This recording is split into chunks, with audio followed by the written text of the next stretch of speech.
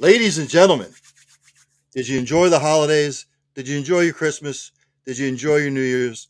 Because I enjoyed it. I enjoyed all the football that came with it. I enjoyed getting fat for like the last week. Did you enjoy the college football? Because I know I did. Welcome to another edition of the Line of Scrimmage with Ryan Neff. Over here, over this way. This is my co-host, Delco Dave. Delco Dave, how are your holidays, my friend? Good, man. This was the most chill holiday I've had in a long time. So my family came out to visit from Philly back before Thanksgiving, between Veterans Day and Thanksgiving. So that was like our holiday get together. They came out here this year. And then my in-laws' parents didn't do any Christmas stuff until the 29th. They did like a Christmas and New Year's thing. So the actual day of Christmas was literally just me and my wife. We don't have any kids. We're a billet family for a Lincoln Stars USHL player. He was back home, so it was just the two of us there with and the dogs just watching like Christmas movies and football all day. I had a compromise with her, and I couldn't do football all day long because she was like, "How many days does the NFL need?" How like I feel like we watch football every day in this house. So I got to watch 2 out of 3, and then we switched to Christmas movies. Now, did everybody cook or did you enjoy the cheesesteaks?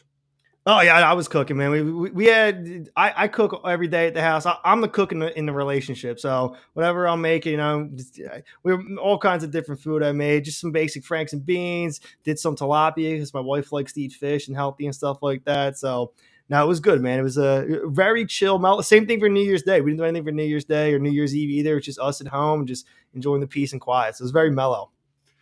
And I want to dispel a rumor because I am not Dan Campbell, the head coach of the Detroit Lions. I am not Dan Campbell's cousin. I am not Dan Campbell's brother. My name is Ryan Neff. I know there's people have been texting me saying I look like Dan Campbell and stuff like that. I don't see it, but I'm blind. So go ahead. No, Dan has one of my favorite quotes though. I don't know if it was this year or last season, but he was quoted during training camp, and he's like, all we're gonna do is tread water until we can effing beat you. I'm like that's a motto for life right there. Like just survive long enough till you can win. So let's talk about some of the bowl games. Obviously, there was a crap load of them since the last time we spoke. Obviously, we'll get to the college football playoff from yesterday. Uh, Anything surprise you? I know we all these opt outs.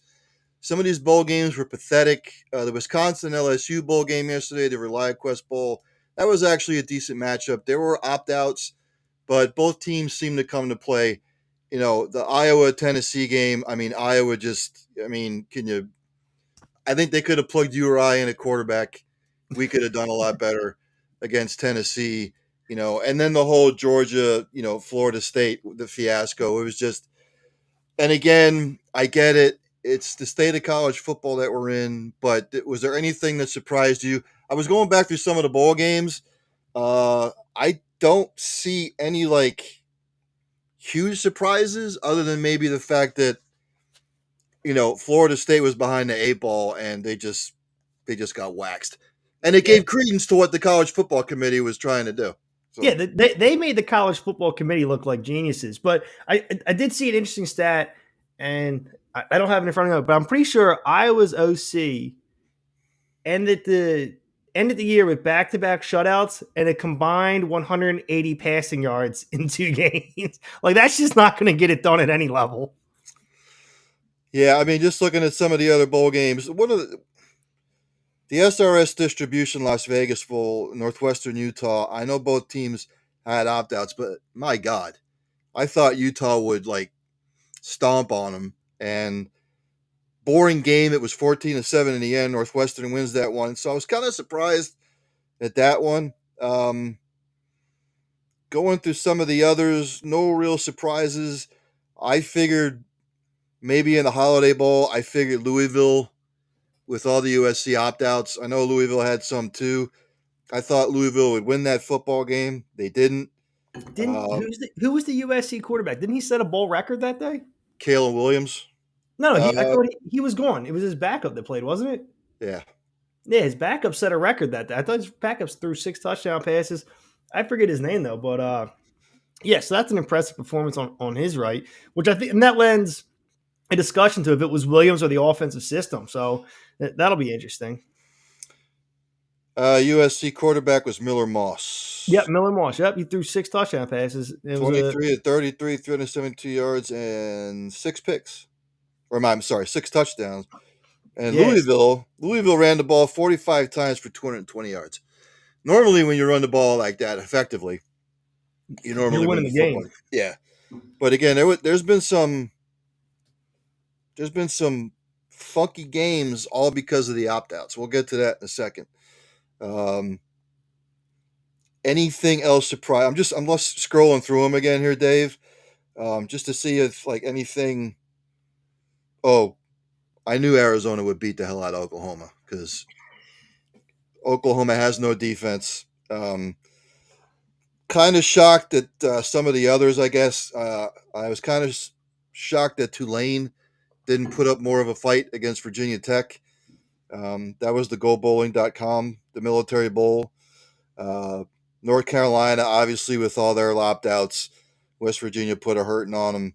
I mean, the opt outs is the running theme right there. Every game you look Yeah. at, that's going to be the caveat on every single thing. So I think that's the main story of this bowl season is what the opt outs, whether you're declaring for the NFL draft or entering the transfer portal, what that did and how that affected the bowl season this year. You And then mentioned it when we were talking before about Daniels being on the LSU sideline. Like, you know what I mean? He already he already declared, walked away from the game, and then he was there. I know Ohio State had opt outs, but Ryan Day, um, not having your team prepared, and I get it. You lost your starting quarterback, you lost one of your running backs, some of your defensive players, but that just sort of gave fans of Ohio State more ammunition to say, "Hey, is Ryan Day really the guy?"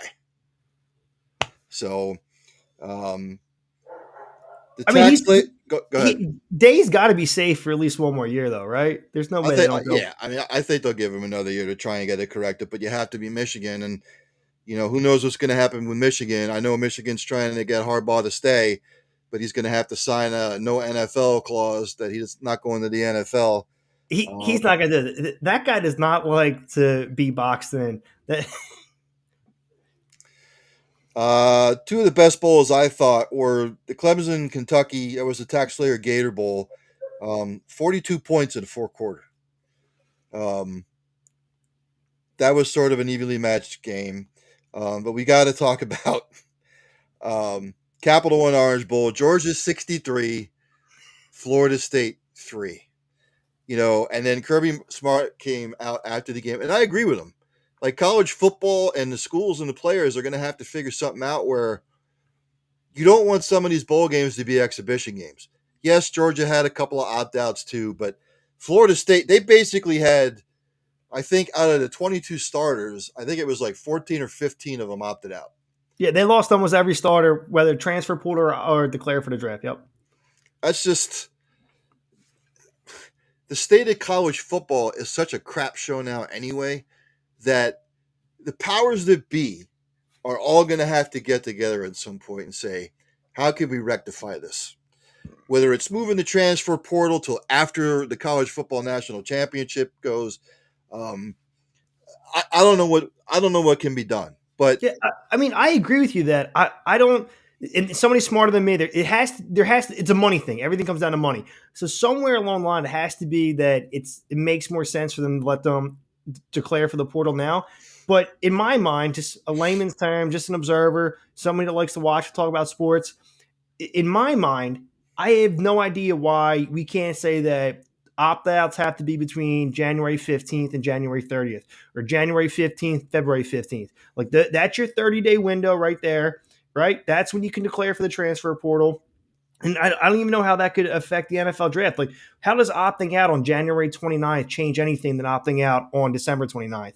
The combine's not till April. Like, so I don't know what it is or why it's like that, but to me, it seems like such a common sense solution. Hey, look, this is what it is right here. This is when you can declare for the transfer portal. This is when you can opt out. So if you still want to go show what you can do on the biggest stage in college football, you need to go do it now.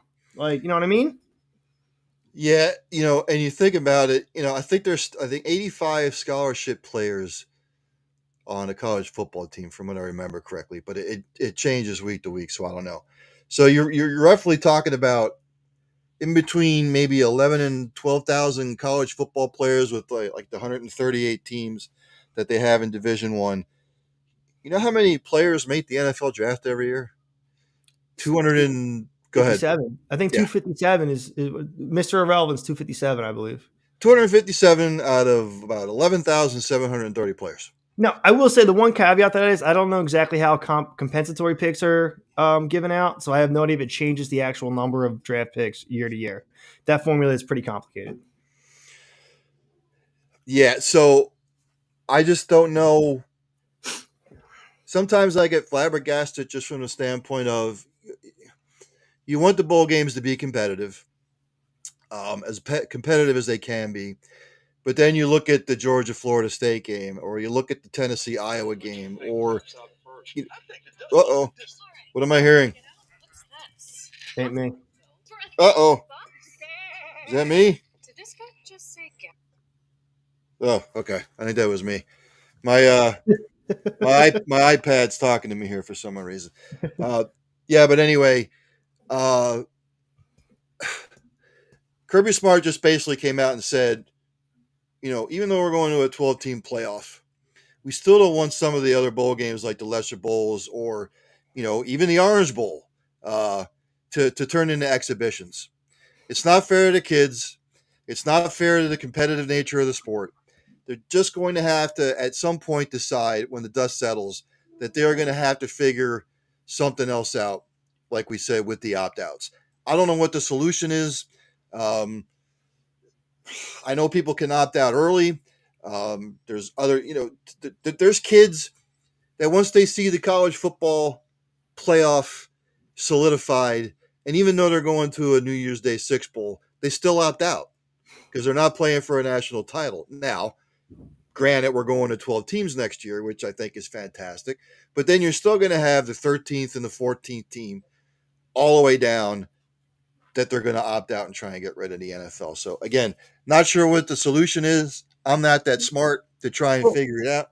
Ryan, what do you think about like what college basketball does? NCAA has their main tournament, but they also do the NIT. Could college football come up with their own version of the NIT, just a lesser tournament, still try to keep those teams involved though? Uh, that I don't know. I'd have to read. I still think they're gonna the 12-team playoff. I think there's teams that get buys to start. They're gonna rotate the bowl games as far as the playoffs again, which I think if you're gonna have a playoff, they should do away with rotating the bowls. Just find a neutral site somewhere that these teams can play. Obviously, preferably indoors, I guess, or outside in warm weather. And then like leave the Rose Bowl and the others to, just I guess filling the bowl games from what you will. But there's a lot of teams out there that would love to go play in a Rose Bowl. That's not traditionally the Pac-10 or the Big Ten or I've even heard somebody say that the Rose Bowl should host the national championship game every year. Which anybody who's ever been to that stadium, they would need to really renovate that thing to the tilt for that to happen. So um, again, it. Sorry, I'm just taking a look at some of my notes here. The NCAA and the schools and the coaches, Kirby Smart probably felt horrified at what happened against Florida State. But the kids had nothing to do with that. The opt outs did. But now you're taking guys that were probably going to be competing for a spot next year. Now you're throwing them on the field, which they haven't seen a lot of playing time all year. And then you're expected to look at Penn State. Now, Ole Miss won the football game. I think Ole Miss is going to be a top 5 team preseason next year. That's what I believe. They've got a lot coming back. They're headed in the right direction under Lane Kiffin. But Penn State had a lot of guys opt out. And it's, James Franklin said afterward, it was hard for that to overcome. They just could not overcome, and it's talking to me again, sorry. They could not overcome the opt outs. throwing those kids into positions that they didn't have enough playing time. Again, don't know what the answer is, like the NIT and stuff like that. I don't think that's going to be an answer. I don't know if they might want to look at FCS. They've got I can't remember how many teams they do in the playoffs. It's a lot different, but you know, the number one playing the 16 seed or whatever. Well, the 16 has to go to the one's house. So I don't know if that's something they might want to take a look at as far as the playoff, and then leave the bowls to some of the, I don't know. Maybe they could, I'm just trying to think up at the top of my head. You don't think that maybe a Boise State would love to be playing? That would be great for them to be playing in a Rose Bowl or something like that. So again, it's a mess. They're going to have to try and sort all this out, and I don't know what the answer is anymore. Yeah, I mean, the only thing about it is, you don't think that would diminish the legacy of the Rose Bowl, the Orange Bowl, like those bowls? If you leave them out of the playoffs, does that drag them down at all? Does it lower their prestige of those bowls? Well, again, I don't know what they're going to do. Yeah. So one of the reasons why they had to, they were rotating the bowl games. This year it was the Rose Bowl, college football playoff semifinal, and you had the Sugar Bowl as another college football playoff final. So I don't like the idea of them rotating bowls. I just think it's kind of, this is just my personal opinion. I think it's stupid. Um, Again, just find a stadium. I don't know. Jerry World hosts the Cotton Bowl every year. I get it. Why not just that could be a neutral site, Jerry World, or I don't know. You could have Jacksonville. That's another neutral site, or just see what they can do. But again, I'm not. I don't get paid to think like that. That's why and even the geniuses of the NCAA, and the geniuses like the ads and the presidents and stuff like that, and the chancellors, um, they're not so smart when it comes to this stuff either. So um, let's talk about the college football playoff, my friend. Uh, both games highly competitive. The first semifinal was obviously you had Alabama and Michigan, and I thought Alabama would win this game. Well, guess what? Alabama got out SEC'd by Michigan. Um, Game sort of like punch, punch, jab, jab. It wasn't clean by any means. But if you took a look at the game, it looked like Michigan's game plan was, look, if you want to run the football and you're going to beat us running the football, then kudos to you. But they were not going to let Milroe sit back there, try to pick them apart, try and get that passing game going. And I just thought Michigan made, if you look at the stats, the box score, it's practically even. Now, both teams on third down were pathetic. It was horrible. And again, the game was not without like mistakes. But I just thought Michigan's game plan was, look, you want to beat us running the football, great, but we're not going to let him sit back there and beat us. It was a great strategy too. They delivered. Harbaugh did what he had to do. I think, and you mentioned it, what you brought it up before, but this is a worst case scenario for the NCAA. The last team they wanted to win the national championship is Michigan, and now there's a very real possibility of it happening. Yeah, I'm just looking at the box score here. Milroe was 16 to 23, 116 yards, no touchdowns, no picks. And that's what Michigan was hoping for. Yep. Now, they ran the ball 43 times for 172 yards, but I think Michigan would live with that. J.J. McCarthy, he had the 3 touchdowns, no picks, 17 to 27, 221, 3 touchdowns, no picks. And they did just enough ground-wise, 32 carries collectively for 130 yards. They just made a little bit more of the plays that were necessary in the game. Now, I was a little surprised in overtime that last play call by Alabama. I didn't understand it. It was horrible. Milroe takes the ball. He tries to go up through the middle. I just thought it was a horrible play call with like everything on the line. I don't know if you saw the game at all, but it was that's going to be questioned for a long, long time. I mean, we see that all the time in any big game when it comes to play calling like that. I mean, the Eagles themselves, like they threw a screen pass on 3rd and 20, and people were like losing their minds, like, "What are you doing?" So any play call of that significance is always going to be questioned, and any offensive coordinator coach will sit down and try to tell you what their thought process was. But something like that, it just I feel like coaches sometimes they think they're always the smartest person in the room, and when in reality, you have a bunch of armchair quarterbacks going, you know what, that probably wasn't a good idea, man. And I'm not saying we know more than the game than them, but sometimes people know that. Sometimes just going back and a common sense thought process can go a long way. Yeah, and not to take away from the season that Alabama had, but it's obviously not what Alabama fans are used to. I think it's been like 3 years now since they've um, been in a national title game, won a national title. So it's a little bit of uncharted water for Nick I feel Saban. terrible for him. Yeah, I feel terrible for him. Yeah, right. It breaks me up inside. You take a look at where Alabama goes from here. I think that program has come back just a little bit. Ole Miss is going to be tough next year. They're in the same division. LSU's probably going to still be tough. They're in the same division. We'll have to see what some of the Texas and Oklahoma are coming into the SEC. So, you know, Nick Saban might find it a little rough, little more rough or rougher, if you will, in the SEC going forward, just with, like I said, Texas and Oklahoma coming in. You don't know what Mississippi State's trying to get back on track. So we'll just have to see. And then again, with Michigan, they've got everything in front of them. They're obviously playing for the national title. With all this looming over with the investigation, and if Harbaugh does win, is he going to pull a Pete Carroll?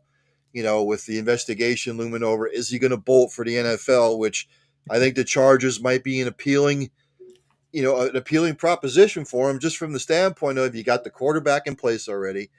Harbaugh will have a lot of say the way he wants to mold that team in his image. So, I'm not crying for Alabama. I'm not crying for Michigan. So, but I think going forward with Alabama, I think they might have it a little bit tougher. I think coaches in general, anybody that gets to that level, anybody that's been to that level and had that certain kind of success, I think you have to have a certain kind of chip on your shoulder. I could see Harbaugh leaving under the stigma of the investigation, but winning a national championship, because I think he feels that he has unfinished business in the NFL, regardless of what he said publicly, whatnot. He made it to the Super Bowl and didn't win it, so I think that there's a little bit there for him that he's like, I want to go back there and take my shots again. But also, I mean, Michigan, his alma mater, like he can be there forever, and they were going to pay him boatloads of money. So, honestly, he's been in a very envious position. I think a lot of people would love to be caught between $100 million contract at Michigan and an NFL head coaching job. Well, and the thing with Harbaugh is too, and he took the Michigan job. He said he wanted to get Michigan back to national prominence. That's where he wanted to take the program, and now he's gotten them. He's gotten over the playoff hump at the semifinal. Now, can they finish the job? So, again, not crying for either. Um, so, then we go to the other college football playoff national semifinal. This one I was kind of surprised at. I have picked against Washington so many times, and it comes back to bite me. And I thought the one thing that Texas had to do, just don't let Washington's passing game, you know, start going off. Michael Penix Jr., 29 of 38, 430 yards and two touchdowns. I think it's the fourth highest passing total in the college football playoff era. Um, Texas did what they wanted to do. It's not like Texas had a horrible game. They ran the ball 28 times for 180 yards, but that's their bread and butter. Quinn Ewers had a decent game. Um, but again, I think Texas's game plan against Washington's passing game, it was a little soft. It didn't make sense to me. I would think that you know what Washington likes to do 65% of the time, and that's pass the football. And it just, I was expecting Texas. When are they going to start rolling? When is it going to start like changing to the other side? And it just never did. And again, Texas did what they wanted to do offensively, but defensively, I just thought that they could have tried something different. Six defensive backs. I don't know. There was too much man-to-man coverage against what Washington was running. And if you're going to run man-to-man coverage against Washington with that receiving core, forget it. Yeah, I think Michigan's going to come in with the same game plan they had in the semifinals against Washington. They're going to let them do whatever they want to on the ground. We would much rather that. They're just going to try to not contain that passing game as much as they can. That's going to be Michigan's strategy. They're going to run it right back. That's going to be their same strategy. Do what they can to contain that passing game, and we'll give you 4 yards on the ground. Go ahead, but eventually you're going to have to get a big play. So, I think Michigan's going to come out with the exact same strategy they had in the semifinals for the national championship. And I think really what this is going to come down to is you've got the speed of Washington, you've got the smash mouth in Michigan. I think check mark goes to Michigan defensively. I think they're a hell of a lot better than Washington. I think you could give probably a check mark slight edge to probably Washington offensively. But, Michigan, I think Michigan probably figured if we can somehow find a way to beat Bama, if we can beat Bama, take them and beat them at their own game, whoever we play in the college football national championship will find a way there too. Would it surprise me that Washington wins? No. But I just think that coaching staff for Michigan has been through so much this year. They've devised, when Harbaugh was sitting out, they've devised ways to take away what your strength is. They did it to Penn State. Obviously, they did it to Iowa. In the Big Ten championship game. I just think that Michigan will somehow find a way to slow the passing game for Washington down, and they are not going to let Washington's receivers go off. I agree 100%. That'll be it reminds me of the Belichick days when they would always talk about he takes away what you do best every time. That's what Harbaugh's doing right now. That's what that Michigan coach is doing. They sit down, they go, "That's what you do best. That's what you're not doing. We'll let you do anything else, but we're going to stop that." So they're going to go after that receiver core. They're going to make it difficult on them. They're going to make it difficult for them to get chunk plays. They're going to make them earn every inch of it, and they're going to be okay with that. They're going to be okay giving up yards on the ground, giving up underneath gains. They're going to make sure that you earn every inch of it, though. They're not going to let you throw the ball all over the yard on them. So if you're a betting man, come next Monday, who are you picking? Just straight up? Straight up. Oh, Michigan. Okay. I don't know what the line is, but I might be willing to give Washington some points, but Michigan's going to win the game, I think. Trying to find the line, and I just saw it somewhere. Michigan's favored by 4.5. So it's a field goal game, a little more than a field goal. Slight favorite. I mean, I've picked against Washington all year, but I just think I don't know. The Michigan us against the world attitude, everything's going on. They found themselves in this position. I think they finished the job. I think it's going to be close, but I think Michigan does just enough to slow down Washington. This is going to be like I'm going to say it's going to be like a 28-24, 30 to 26 kind of game. Yeah, I could definitely see Washington covering 4.5. I could see them keeping it, right around a field goal game. And I have to give props because normally they don't start this freaking game till late. Now, I don't know if this is the kickoff time. It's a 7:30. Oh, really? On ESPN. So if that's the pregame, even if they kick it off by 8:00, I'll be able to stay up to watch that. I mean, normally they don't start this game until like between 8:30 and 9:00. So Yeah, you got to be in for the long haul normally. Yeah. Uh, let's see what else. Pulling up some college football news and notes. Give me just a second here. DJ Uyunglele was at Clemson, goes to Oregon State. Then the whole fiasco at Oregon State. Hey, Joey B, uh, Happy New Year. Um, Things don't pan out at Oregon State, and now he's going to Florida State, and now Jordan Travis had a big part to doing that. We'll have to see what happens because he didn't pan out at Clemson. Um, he had an okay career at Clemson. Then he goes to Oregon State. They thought he was going to light the world on fire. Sort of okay.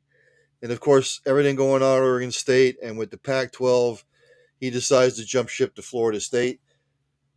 I hope for his sake he has a decent year or a decent ending to his career because I think he's taken a little bit too much abuse. But we'll have to see. So I don't know what your thoughts on that is. Obviously, he was coveted, or he wouldn't be going to Florida State. He probably could have gone to a lesser school somewhere and just like shot the lights out. Oh yeah, well yeah. Real quick, Happy New Year, Joey B. Appreciate you listening all the time, man. Thank you so much. Hope you had a good Christmas and New Year's, dude. But yeah, I mean, just on a personal level, you want to see him be successful. Like you said, he's taking a lot of abuse, and you never know what coaching staffs and what situations, what kind of communication breakdown could have been on behind the scenes. I feel like high school players, when they're recruited and then go to college players, you're still being molded into the person you're going to be. So you have you have to lay some of that blame on the coaching staff, whether it's position coaches, head coaches, the coordinators. So if he has the Reese's potential, not saying it's not all on him, but you could also lay it at the feet of the coaching staff too. And we don't know what was going on behind the scenes. So I absolutely agree with you. Like, I'd like to see him have some kind of solid performance ending to his career because, like you said, he was coveted. He's fallen off now. So who knows what? Maybe he's in the right situation now. And just to let everybody know, Joey B, in honor of Neff's orange headphones, we need a play pick on Flyers at Edmonton. Oh, Uh, Flyers for sure. Edmonton. Shocking. Don't forget tonight at 9:20. Hopefully he'll be able to come on. He says he is. Keep texting him back and forth. Bernie Wilson, San Diego sports writer for the Associated Press since 1991. He covers the Padres, the Aztecs, the America's Cup, and action sports. We'll be talking a little bit about San Diego State football. Um, some of the other, obviously, Brock Bowers, University of Georgia, tight end, all world tight end. He's obviously set for the NFL draft. Uh, Nobody expected him to come back. So let's see what else. Liberty quarterback Salter to enter transfer portal. I felt sorry for Liberty, man. I I really did. When they scored that first touchdown, everybody on social media was like, "Oh, Liberty came to play. Liberty came to play," and I was just like, "Just wait, just wait."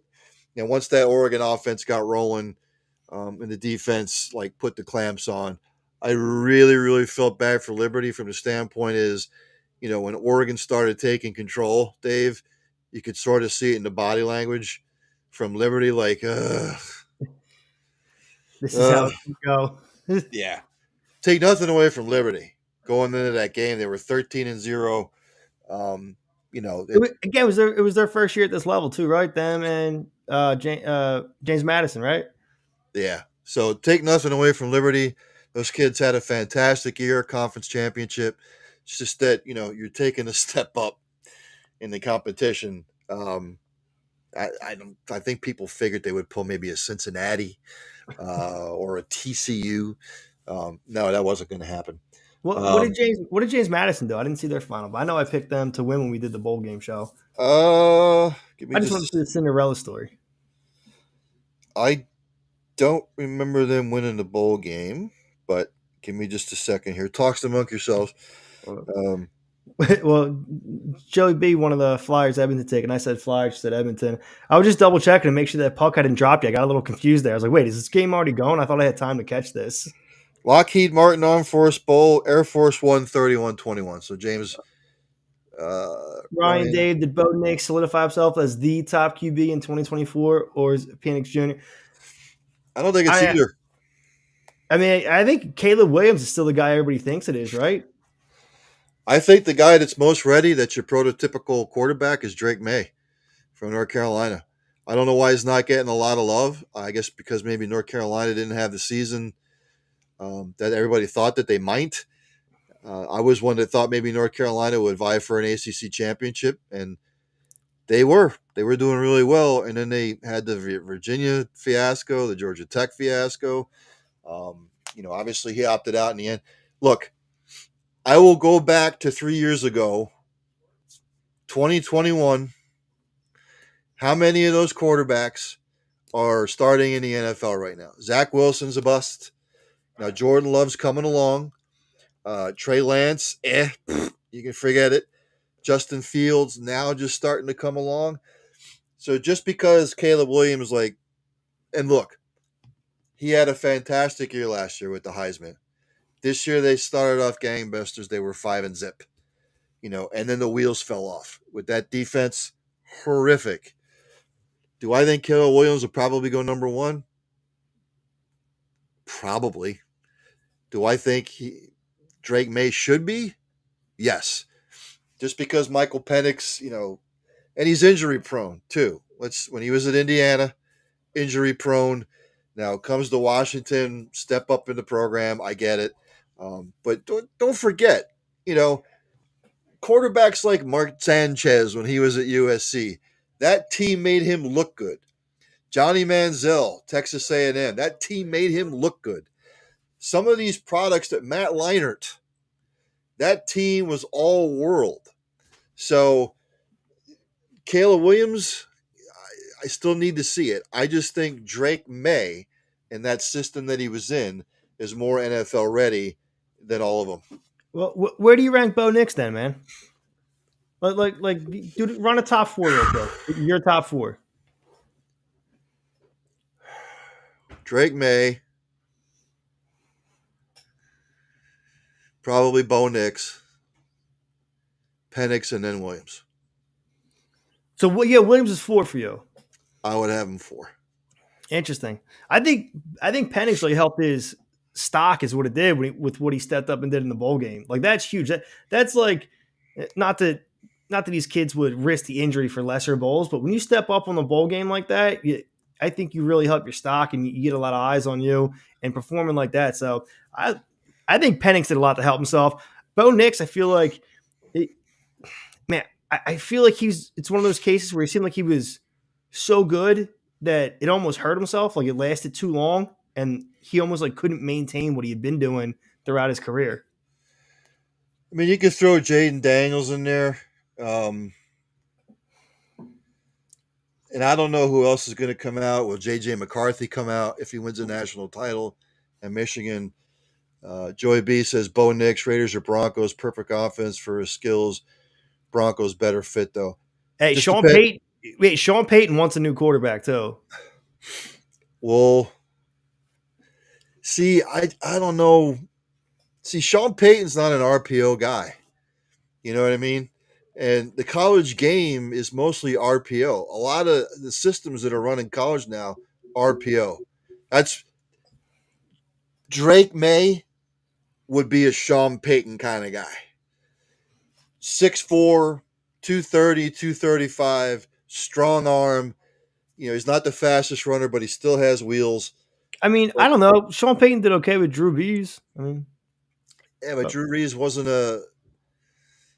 You see Drew Brees running the RPO? No. no, No. but Drew Brees had a lot of success under Sean Payton. Yeah, I mean, I don't know. I agree with Joey B said there. Pro scouts going to respect the fact that Nick's played in his bowl game and showed up for the team. I agree. I think showing up for your team in the bowl game. So I agree with what Joey B saying there. Doesn't equate to success though. Can you read a defense? Again, can you read a coverage? What's this guy doing over here? And that's been the knock on like Justin Fields and a couple others that they can't read a defense.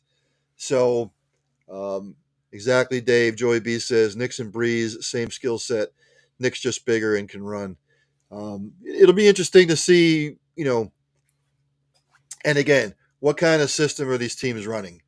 Again, you look at Miami. Tua is an RPO kind of quarterback, although he's becoming more of a pocket passer now. Um, it just what coaching staff is going to be in place, what kind of system are they going to run? You look at like Washington, you look at the Commanders. I don't think Sam Howell's the answer there. He's too inconsistent, and Eric Bieniemy doesn't run RPO, so it just depends what kind of system these quarterbacks are going to be going to. I just think, for my money, for my buck, um, I think it would be Drake May for me. So, um, looking at trying to look at some of the other news and notes. I was trying to look at like maybe the transfer portal. Um,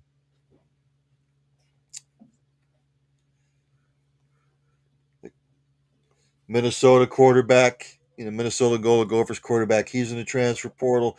Again, I would, if anybody goes to the transfer portal, just all you got to do is go to NCAA transfer portal and you click on it, and you can see the plethora of players that are in the transfer portal. It'll probably make you sick to your stomach because nobody stays at their program more than a year or two, and if they get beat out, they're gone. And the transfer portal now has just opened the Pandora's box. You bring somebody in, they're not satisfied after a year, they're gone. So everybody better get used to it. Just like with the NIL deal now, it's basically what the transfer portal is. It is basically free agency in college football. That's Yes. all it is. Yeah. So when Dylan Raiola decommitted from Georgia and came to Nebraska, I want to say it was the next day or 2 days later, Chuba Purdy put in for the transfer portal, which I'll be honest, which is fair enough. I mean, he played decent down the stretch, probably thought he was going to have a shot. Now they got two 5-star, one 5-star, 4-star, one 5-star, one 4-star quarterback coming in. So he doesn't know how much playing time he's going to get. Joey B, when Belichick goes to Chargers, does he reunite with Josh McDaniels as O coordinator? Got some nice players there on Chargers roster to build on. I, I'm not sure McDaniels could go to any other organization other than back to work to Belichick. He's failed at every other stop without him. So I feel like unless he's working for Belichick, he probably doesn't have a job. I don't think Belichick will be a good fit for the Chargers. I think it's probably going to be Harbaugh, to be quite honest with you. He's from California. Um, I just think that Harbaugh takes a look at it. Justin Herbert, Austin Eckler might be on a decline a little bit. Keenan Allen's on the other side. Hey, Dylan, how you doing? This is Mr. DS, Mr. Dylan Spalding. Um, Dylan, hey man, appreciate you checking in. so I just think Harbaugh's a better fit for the Chargers than Belichick. And to be quite honest with you, man, I think maybe the game has passed Belichick by a little bit. I don't know if he's going to be able to relate to these kinds of players that are coming up now as the way he did 20 years ago. Yeah, well, that's different. I mean, that's another offshoot of the transfer portal. College players have a lot more control over their own destiny, so they're not just going to sit there and let these coaches, talk to them and treat them the way they were in the past. And Belichick's old school, man. So the kind of player coming out of college, it might not fit with what he does and how he likes to run his program. And he looks tired, doesn't he? When you look at him on the sideline. Well, he's like 74. I'd be tired too. He's not that old. Yeah, I'm pretty sure. All right, I'll look it up. Ooh, Belichick, mid-60s. Late 60s. I think Saban. 71. Okay, so him and Saban are basically the same age. Yeah. All right, so I was a little high on 74, but still, he's in his 70s. I'd be tired too. So again, looking ahead to maybe let's see. Joey B says I think Harbaugh stays in Ann Arbor for one more year with McCarthy at quarterback. He's got everything he wants and needs in Ann Arbor. Harbaugh to Chicago Bears might be good. Joey B, I don't know because I think if JJ McCarthy wins the national championship, I think JJ McCarthy's gone. I really do. Well, that's an The- interesting dynamic. So if they win, we discussed earlier that if Michigan wins the national championship, Harbaugh could pull Pete Carroll, walk away, even under the cloud of the investigation. If McCarthy declares for the draft, if they win a national championship, is that the nail in the coffin? Harbaugh's gone. Harbaugh's been there. This was his 9th year. Oh, that's Would he long for Harbaugh, man. would he stick around for a 10th year? I don't know. I mean, Bo stuck around 10 years. Um, I just think the ingredients are there. You win a national title. There's nothing left to prove. He got him over the hump.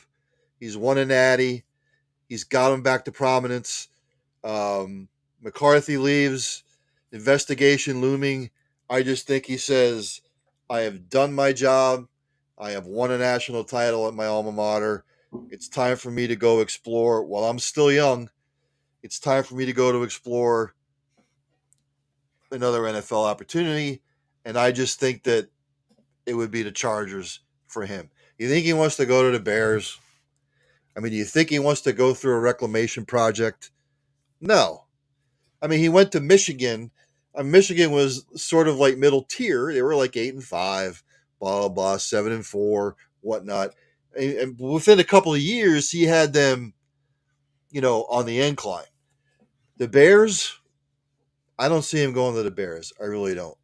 Now, if like I said, if the Chargers come calling and say, Jim, come on over. Here's we open the checkbook to you. We will do what you say. I think that's where he's going to wind up. And I've been wrong before, but that's just my gut feeling that this sort of has like a Pete Carroll feel to it. I mean, you mentioned he's from LA, so going home's always a comforting effect. I don't know, but I think he wants to win. So he was going to go wherever he thinks he wins. If Eckler and Allen end up walking, they're not around. All of a sudden that offense doesn't look as potent, even though you have Herbert. He might, and honestly, he might want to pick his own quarterback. He might want to go somewhere, and that would be Chicago. Chicago is going to end up with 2 top 10 picks. Like, you know what I mean? He could end up wanting to go to Chicago and then, say trade Justin Fields wherever he can get. And then he handpicks his quarterback coming out of college, and that's who he builds his team around. I could see him doing something like that. I mean, obviously, the only way I could see him going to Chicago is obviously he has ties to the team because that's who drafted him. Mm-hmm. But again, I mean, he played for the Colts. He's not going to go to the Colts because they just hired Shane Steichen. Yep. So, and they just drafted Anthony Richardson. Like they're building an organization there. Right. You think of some of the teams that may need a head coach. I'm looking at the Chargers.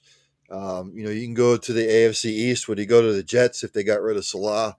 Woody Johnson's come out and said that Salah is going to be back. You could forget about Pittsburgh because I think Tomlin may have bought himself another year with the job that he's done. Yeah. And then you look at like the NFC. Is he going to go to Carolina? No. Yeah, that's not a play. With the way Tepper runs that franchise, he would not last long for Carolina. He'd have one sit down with Tepper and be like, "No, thanks, I'm good, man. Like, there's not enough money you can pay me. They paid me enough money. I want to go win somewhere." Yeah, I just think that obviously he coached San Francisco. He's from California. I just think that he would want to go back to Cali. After being in Michigan for almost 10 years. So, he's not going to go to San Francisco, obviously. He's not Rams. Sean McVay might be on his way out. So no, I don't think so. I think he felt that way after the Super Bowl and having to replace his staff and stuff that he lost and kind of like rebuild that team quickly. But the way he has them playing, I think McVay knows he's going to compete for the next, 3 to 5 years. Like I think McVay's there for, a few more years. And Herbert's his kind of quarterback. You know what I mean? Pocket passer, big, strong, big arm. I just think Harbaugh goes there. Joey B says Tomlin to Chicago would be awesome hire too. Maybe after 2025. Agree, Neff. Tomlin got himself one more year with the Steelers. Yeah, and believe me, there's a lot of Steelers fans out there that would like to see Tomlin gone. I think maybe he's outwore his welcome a little bit. should have heard all the Steelers fans when like week 12 and 13. The game's passed him by. He doesn't relate anymore. We'll see. But if hey, Pittsburgh makes the playoffs this year, with what he's had to deal with, then Mason Rudolph. I think he's bought himself one more year. Again, still waiting for Bernie Wilson to come on here. Uh, again, covers San Diego sports. Uh, he is the San Diego sports writer for the Associated Press since 1991, covering the Padres, Aztecs, Mariners Cup, and Action Sports. Again, we'll get into a little San Diego State Aztec football. Uh, Still waiting for him to come on here. Looking ahead to next year for college football, man. I've seen some of the preseason rankings for next year. I was talking about Ole Miss earlier. I just think what they have brewing in Ole Miss. I think Alabama might be a little concerned about what Lane Kiffin's brewing in oh my god, I forgot. Dealing. Uh, Down in is it it's not Orchard Park. Um, I can't remember. Where I'm getting old, man. I'm 55.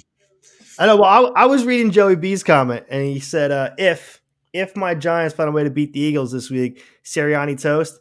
I think a No. lot of delusional Eagles fans feel that way, but there's no way this guy is toast 1 year after taking the team to the Super Bowl. Right? Obviously, we had higher expectations than what's going on right now this year, and he blame some of the blame falls on him. Obviously, as head coach, he's running that team, but it would be ridiculous to fire him after a year like this. They still have 11 wins. Like we have two 1,000-yard receivers and a 1,000-yard rusher. No, he's not toast.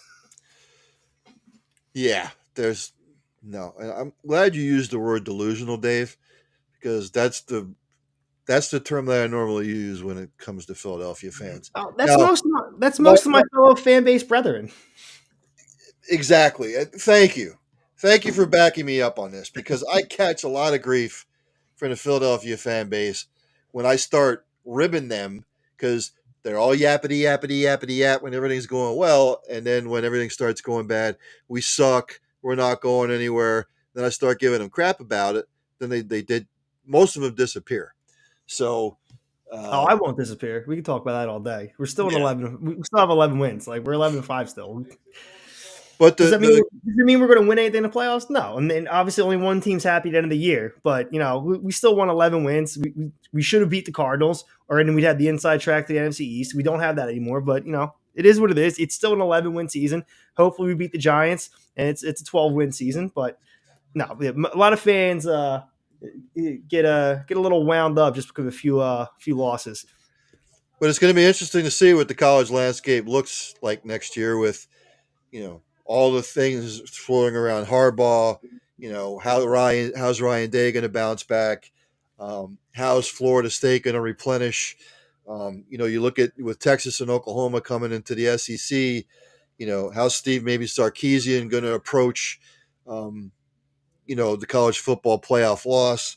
And then you look out west with the Pac-12 and the Mountain West Conference, and so the dynamic of college football is going to look a lot different than what it has this year because there's a lot of coaches that are, you look at Brian Kelly, made the SEC title last year, obviously lost. They took a little bit of a step back. How do you replace Jaden Daniels? Or how's North Carolina going to replace Drake May? So, you have to look at recruiting, the recruiting classes, what teams are bringing in. How are my Florida Gators going to look next year? Because they sucked out loud the last couple of years. So, I'm I'm excited gonna. to see some West Coast teams have to travel to some cold weather stadiums. Yep. UCLA coming in to Memorial Stadium. I want to say it's in November. That's November weather is very different in Lincoln, Nebraska than it is out on the West Coast. Yep.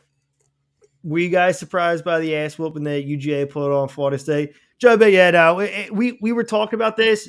14, Ryan, correct me. You said 14 of their 22 starters. I think it was like 14 or 15. Their starters Opted were out or opted out. transferred portal, yeah, whatever it was. So when you lose 75% of your starters, yeah, you can't hang with a team like Georgia. Yeah, and if you go back and look and take it, what Kirby Smart said afterward, and I hate to beat a dead horse, but again. college football, the NCAA, uh, the bowl games, the chancellors, the presidents, the ADs, the players themselves will have to try and figure all this out because if that's the way most of the bowl games are going to be, now some of them were competitive. Don't get me wrong, but some of them were a joke, and it was because of all of the opt outs. So they are going to have to really try and figure this out because you might. I don't mind maybe 3 or 4 bowl games getting out of control, but if it's the same players on the field that were in the regular season, I can understand that. You got ass whooped. But it's like Kirby Smart said, it's not Florida State's fault that they were put in that position. It was just unfortunate. Yeah. Again, you look at Iowa and Tennessee, both had opt outs, but our offense has been pathetic all year, and Tennessee laid an ass whooping on them. So, again, this off season is going to be really, really tumultuous. If you thought this season was tumultuous, just wait until the offseason because all hell is going to break loose once the college football playoff is over, the national title game. So I don't know how you feel about that. No, absolutely. In college football has been in transition for the last 18, 24 months, and everything's getting realigned. We've talked about potential for super conferences, more playoff expansion. There's a lot of moving parts to college football, and it's going to be rough and difficult. And maybe, I don't know, maybe they just realize and they're expecting like, hey, like this is how it's going to be for a year or two, but they think they're going to come out better on the other side. And if that's the case, if they have a plan for 2, 3 years down the road for it to be that much better, then you'd be okay with a couple off years. But you hate to see that. Joey Big, what do you guys think about Chip Kelly's idea about Big Ten just being a football conference and Pac-12 schools still play each other in hoops, volleyball, baseball, softball, etc.? Never happen. It'll Yeah, never happen. I mean, I like the concept, but I don't know if the schools money talks, and I don't think the schools would be okay with that going down. Football for every school drives the programs, flat out. Period. So, that's why one of the reasons the Pac-12 schools that are leaving were so pissed off at the fact that they're not going to be able to share in that revenue. The Supreme Court of Washington stated that no, you guys are leaving. You guys aren't going to have access to what revenue is generated. So, and again, just for me personally, as far as what's going on out west, screw them. Let them go wherever they want to. What I think should happen is I think maybe the Mountain West Conference should dissolve, and then obviously all those teams go to the Pac-12 or the Pac-2 as it is now. It's not going to happen for a couple of years anyway. But I think to keep the integrity of that conference, does the Mountain West Conference have a rich tradition history? Yeah, sort of. But the Pac 12 or the Pac 10 or the Pac 8 way back when, a little bit more history than what the Mountain West Conference was. And I just think to do themselves justice, I think that's where they should head. Was it going to happen? I don't know. We're at the 9:30 hour. I don't know if Bernie's going to come on. We might have to reschedule him. So another minute. Oh my God, Angel! I almost forgot. Give me just a second. Mustaki Authentic Heroes. Don't forget, check them out. Greek restaurant, that's the sponsor. 161 North 21st Street, Philadelphia, PA. If you ever in Mustaki, yes, there's the money line. So I'm going to ask again. You're taking Michigan next week. Are they going to cover the 4.5? All right, I'll take a minus the 4.5. You're going to take the minus 4.5. I'm going Michigan, but I think Washington covers the 4.5. I'm going to go. This is what I'm going to do. Just to tweak it a little bit. I'm going to go Michigan 30, Washington 26. Oh, you're putting it real close then. Yeah. I'll take Michigan 31, Washington 21. All right. You think it's going to be a 10-point game, huh? Yeah. Once again, thanks to everybody that tunes in. Thanks to Joey B. Thanks to Dylan. Joey B says, agree, Neff. My Colorado State University Rams and rest of the Mountain West should form with Oregon State and Wazoo, create a new Pac-12, maybe include Gonzaga for hoops.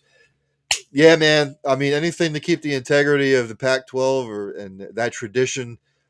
Again, the Mountain West Conference does have a decent tradition, but it doesn't come close to what the Pac-12 conference did. So, again, thanks to everybody that tunes in. Tell all your friends. Great show, fellas. Thanks, Joey B. Great content. Again, sorry, I don't know what happened with Bernie. I'll just have to get in contact. Thanks to my man, Delco Dave, for always being a co host here. And again, tell all your friends. There's going to be no show this Friday. I'm going to be away this weekend attending a hockey game. But we will get into it next Tuesday because we will recap the college football playoff and then we will look ahead to the 2024-25 season. So again, and if you're in Lincoln, Dave, tell them where to Come, show up. come grab a cheesesteak, Delco Dave Steaks, 1140 O Street in the alley behind Sutter Heyman. Joey B, as always, thanks so much for checking in and commenting, man. Really appreciate the interaction. Thanks so much, man. Again, thanks to Angel, thanks to Deb, and we'll see everybody next Tuesday, my friends.